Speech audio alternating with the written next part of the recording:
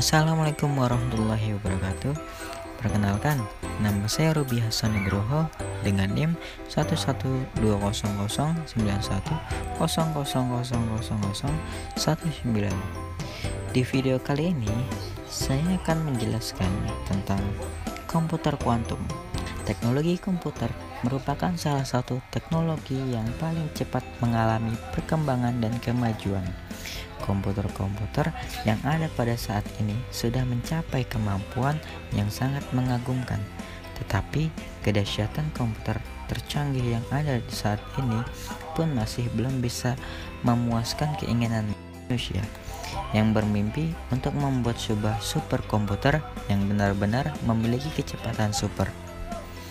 Komputer yang nantinya layak untuk benar-benar disebut sebagai komputer super. Ini adalah komputer kuantum. Nah, teori tentang komputer kuantum ini pertama kali dicetuskan oleh fisikawan dari Argonne National Laboratorium sekitar 20 tahun lalu. Paul Benioff merupakan orang pertama yang mengaplikasikan teori fisika pada dunia komputer di tahun 1980. Komputer yang biasa kita gunakan sehari-hari merupakan komputer digital. Nah, komputer digital sangat berbeda dengan komputer kuantum yang super itu. Komputer digital bekerja dengan kuantum mikroprosesor yang berbentuk chip kecil yang tersusun dari banyak transistor. Mikroprosesor biasanya lebih dikenal dengan istilah Central Processing Unit atau CPU dan merupakan jantungnya komputer. Mikroprosesor yang pertama adalah Intel 4004 yang diperkenalkan pada tahun 1971. Komputer pertama ini cuma bisa melakukan perhitungan penjumlahan dan pengurangan saja. Memori komputer menggunakan sistem binary atau sistem angka basis 2, 0, dan 1 yang dikenal sebagai bit, singkatan dari binary digital. Konversi dari angka desimal yang biasa kita gunakan yaitu angka berbasis 10 yang memiliki nilai 0 sampai 9.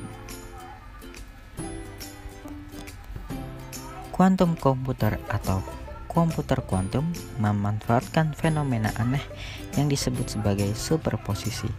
Dalam mekanika kuantum, suatu partikel biasa berada dalam dua keadaan sekaligus. Inilah yang disebut keadaan superposisi. Dalam komputer kuantum, selain nilai 0 dan 1, dikenal pula superposisi dari keduanya. Ini berarti keadaannya bisa berupa 0 dan 1, bukan hanya 0 atau 1 seperti di komputer digital biasa. Komputer kuantum tidak menggunakan bit, tapi qubit atau quantum bits. Mereka karena kemampuannya untuk berada di bermacam keadaan multi-stage, komputer kuantum memiliki potensi untuk melaksanakan berbagai perhitungan secara simultan sehingga jauh lebih cepat dari komputer digital. Komputer kuantum menggunakan partikel yang bisa berada dalam dua keadaan sekaligus.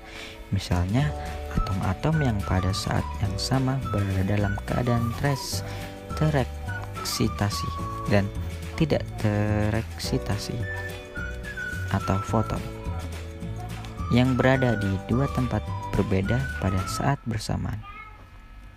Atom memiliki konfigurasi spin. Spin atom bisa ke atas, bisa pula ke bawah. Misalnya saat spin atom mengarah ke atas, kita beri lambang 1, sedangkan spin down kita beri nilai 0. Atom-atom berada dalam keadaan superposisi sampai kita melakukan pengukuran. Tindakan pengukuran memaksa atom untuk memilih salah satu dari kedua kemungkinan itu. Ini berarti sudah kita lakukan pengukuran. Atom tidak lagi berada dalam keadaan superposisi. Atom yang sudah mengalami pengukuran memiliki spin yang tetap. Saat konsep ini diterapkan dalam komputer kuantum, keadaan superposisi terjadi pada saat proses perhitungan sedang berlangsung. Sistem perhitungan pada komputer kuantum ini berada dalam komputer digital. Komputer digital melakukan perhitungan secara linear, sedangkan komputer kuantum melakukan semua perhitungan secara bersamaan. Karena ada multi-stage, semua perhitungan dapat berlangsung secara simultan di semua state. Ini berarti ada banyak kemungkinan hasil perhitungan. Untuk mengetahui jawaban, kita harus melakukan pengukuran qubit. Tindakan pengukuran qubit ini menghentikan proses perhitungan dan memaksa sistem untuk memilih salah satu dari semua kemungkinan jawaban yang ada. Dengan sistem paralelisme perhitungan ini, kita bisa membayangkan betapa cepatnya komputer kuantum. Komputer digital yang paling canggih saat ini, atau setara dengan komputer kuantum 40 qubit, memiliki kemampuan untuk mengolah semua data dalam buku telepon di seluruh dunia dalam waktu 1 bulan. Jika menggunakan komputer kuantum, proses ini hanya memerlukan waktu 27 menit. Ada satu fenomena aneh lain dari mekanika kuantum yang juga dimanfaatkan dalam teknologi komputer kuantum, atau entanglement. Jika dua atom mendapatkan gaya tertentu atau offset force, kedua atom tersebut bisa masuk pada keadaan entanglement. Atom-atom yang saling terhubung dalam entanglement ini akan tetap terhubung walaupun jaraknya berjauhan. Analoginya yaitu atom-atom tersebut seperti sepasang manusia yang punya telepati. Jika yang satu dicubit, maka sepasangnya akan merasa sakit. Perlakuan terhadap salah satu atom mempengaruhi keadaan atom pasangannya. Jika yang satu memiliki spin up, maka kita langsung mengetahui bahwa pasangannya pasti memiliki spin down tanpa kita perlu mengukurnya kembali. Ini melambangkan sistem komunikasi yang super cepat. Komunikasi yang menggunakan komputer kuantum bisa mencapai kecepatan yang begitu luar biasa karena informasi dari satu tempat ke tempat lain dapat ditransfer secara instan. Begitu cepatnya sehingga terlihat seakan-akan mengalahkan kecepatan cahaya. Saat ini perkembangan teknologi sudah menghasilkan komputer kuantum sampai 7 qubit. Tetapi menurut penelitian dan analisa yang ada, dalam beberapa tahun mendatang, teknologi komputer kuantum bisa mencapai 100 qubit. Kita bisa membayangkan betapa cepatnya komputer masa depan nanti.